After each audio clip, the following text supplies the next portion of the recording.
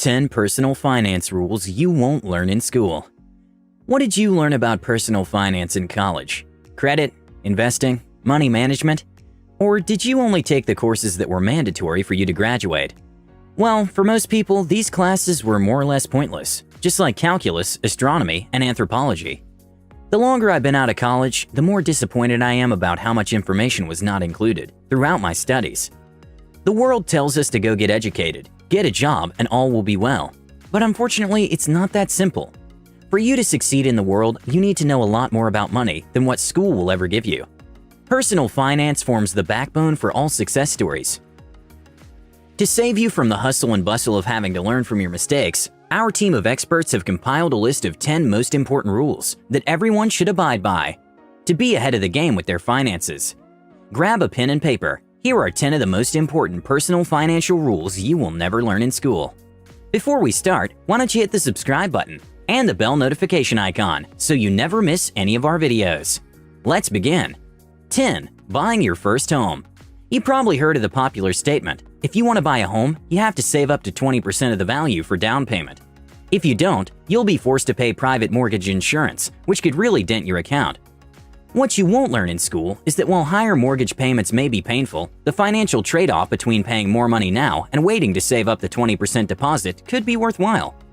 When we look at the macroeconomic factors in the US over the past decade, the appreciation rate of real estate has really gone up, but the wage levels have remained stagnant. So it makes it unrealistic to start saving up 20% of the home value, as it will only increase drastically over the years. The rule behind this is, if you have the capacity to save the money within at least 5 years comfortably, then go for it. But if it will take you longer, you'll be chasing a moving target as the price increases. 9. Save, save, save. In school, they'll teach you to have at least 10% of your income. But let's be honest here, this isn't enough to retire on. Well, unless you're earning millions. For most of us with a regular paycheck, a decent savings percentage will be about 25 to 40%. We're not saying 10% is entirely useless. It could be a great starting point to build that savings muscle. In order to save more, reduce your expenses and unnecessary costs. Instead of buying that cup of coffee every morning, put that money in a savings account with a better interest rate. 8. Emergency fund. You may have never heard of an emergency fund from school, but you're lucky you have us to teach you about it. Recent statistics show that up to 40% of Americans don't have the funds to cover an emergency of $400. This is an alarming statistic that only shows how people disregard the importance of an emergency fund. What if you lost your job today? Would you have enough money to cover your costs? The golden rule is to have 6 months of expenses saved up somewhere, but we suggest that if you can make it more, the better. 7. Budgeting basics. Budgeting is quite important in life, yet you won't hear anything about it in school. Sadly, not understanding the basics of budgeting while in school can leave you disadvantaged right after graduating, especially once you move out. Not having knowledge of how to manage bills and create the distinction between wants and needs can lead to one enduring one hardship after the other. Everyone needs to know how to plan a lifestyle that is financed by earned income. This includes understanding how to plan for all bills, but still ensuring there's enough left for necessities, such as groceries and savings. But let's face it, as much as budgeting is important, no one really likes tracking every single penny they use. What you can do instead is what we refer to as tactical budgeting. This involves creating budgets and plans over a long period of time. For example, you can identify what you need every month and create a budget with the needs, wants, and respective costs over the next 6 months. From the plan created, you can then separate the amounts into different accounts to ensure you don't spend over your budget. Then, occasionally, you can refer to your list to stay on track. 6. Compound interest. The power of compound interest is possibly the best-kept secret. The one thing every young person has an advantage over everyone else is time. While they may not achieve their financial goals instantly, they have an upper hand when it comes to investing. All they need to do is tap into the powers of compound interest. By setting aside small chunks of money in a high-interest account, young people can amass great wealth that will compound over and over again through the years. To show you just how important compound interest is, here's a great example. If someone gave you 2 options, the first choice is $3,000, and the second is a penny that doubles up in value every other day. Most people would choose the first choice, right? You probably did too, but if you do the math, the second choice would be worth $10 million after 30 days only. If that's not enough to convince you to start taking advantage of this incredible opportunity to grow your wealth, then I don't know what will be. 5. Secrets of credit. Most young people right after getting their first credit cards end up maxing them out. They then end up with a life full of debt, where they're forced to pay up huge chunks of interest rates, and in some cases, this results in late payments that could adversely affect them. What most people don't know is the importance of credit scores and maintaining a great credit history. But they would probably be aware of the secrets if schools paid more attention to training them on this life skill. Here's what you need to know. Your credit score is one of the most important parts of your financial health, and it generally determines your financial position as an adult. With the proper score, it's a lot easier to purchase a house, get a car, get a business loan, and makes it much easier to achieve other milestones in the future. We can no longer ignore the importance of credit. Everyone needs to know how to build credit and have a proper score all the time. Here are a few pointers on how to achieve this. 1. Get a credit card. Most people think getting a credit card is a mistake, but it is actually quite important in building your credit score. Let me give you a good example. So, I have a friend called Kevin. Just like some people, he avoided getting a credit card for most of his young years after graduating from school. Doesn't sound like a big problem, right?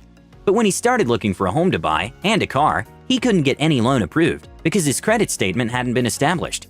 Here's how it works. When you get a credit card and use it, financial institutions record all your transactions and interest payments. Based on your efficiency, they'll assign you a score to your name. Now when you go looking for a loan, that score will determine the loan amount you can receive and the interest rate. 2. Always pay your debt in time. There's no other way around this. If money is due today, make sure you pay it today. 4. Rules of insurance. If there's anyone who's depending on you financially, then you need to get life insurance. This could be your child, spouse, or parent. It is better to get a term policy rather than a life one, as you get coverage whenever the need arises. However, if no one depends on you financially, end the policy to save on money. In addition to life insurance, get insurance for other aspects and assets you own. This includes your car, home, expense assets, and health. You can also get umbrella insurance, which covers different policies and guarantees a discount if obtained from one insurer. Take your time to get different rates and the features available before choosing a company to insure with. 3. Taxes. Taxes are such a broad topic that is hardly ever discussed in school. It's important to understand how they work if you want to be on the right side of the law. Before you get your first paycheck or make any sales from your business, learn how to calculate the tax rate and find out how much money you'll be left with. This will help you determine whether a job offer will meet your financial needs and what the appropriate pricing strategy for your products or services will be. Luckily, there are plenty of online calculators that will do the dirty work for you. They will show you the gross pay, the amount payable in tax, and the amount left in your account, also known as the take-home pay. For example, a salary of $35,000 a year in Manhattan, New York will leave you with about $26,399 after tax deductions. Also, pay attention to the marginal tax rate that affects your raise. For example, a raise of $35,000 to $41,000 a year won't give you an extra $500 a month, but $345. Make a habit of preparing your tax returns yourself. There's a lot of misinformation and bad advice out there. Be careful. 2. Guard your health. A hospital visit for an injury like a fractured knee can cost thousands of dollars without insurance. If you're finding it hard to meet your monthly premiums, then what will happen if you end up in the emergency room? You may end up having to borrow money to pay for your medical bills, burdening other people who had plans with their money. Doesn't sound fair, right? If you don't have a medical cover, get one ASAP. Also, taking care of your health can end up saving you a lot of money. This involves eating the right foods, maintaining a healthy weight, regularly exercising, not consuming alcohol and other addictives excessively. You don't want to be sorry, so guard your health today. 1. College debt isn't 100% necessary. Contrary to what everyone believes, that student loans go hand in hand with a college degree, you actually don't need to get one to achieve the latter. 85% of new graduates complain of the heavy school debts and the chunk of money that goes to paying it off immediately after they start working. It's not always a must that you get these loans to pursue your degree. Some institutions, like the Davidson College in Charlotte, help students so they don't end up in debt. Other schools offer great education at a fraction of the private school's tuition fee. You could also attend school part-time, work as you study, enroll in a more affordable school, graduate fast, or begin your journey in a community college. But we're not saying debt-free schooling should be everyone's goal. In some cases, it might be worth it. If you're set to launch in a very high-paying career path, then a few $1,000s shouldn't get in the way. However, don't establish this debt as the main factor of existing as a college student. There are so many other ways of achieving your career goals. That's it for today. We hope you learned a few things. If you're still here, then I bet you enjoyed the video. Give it a thumbs up and don't forget to subscribe if you haven't already.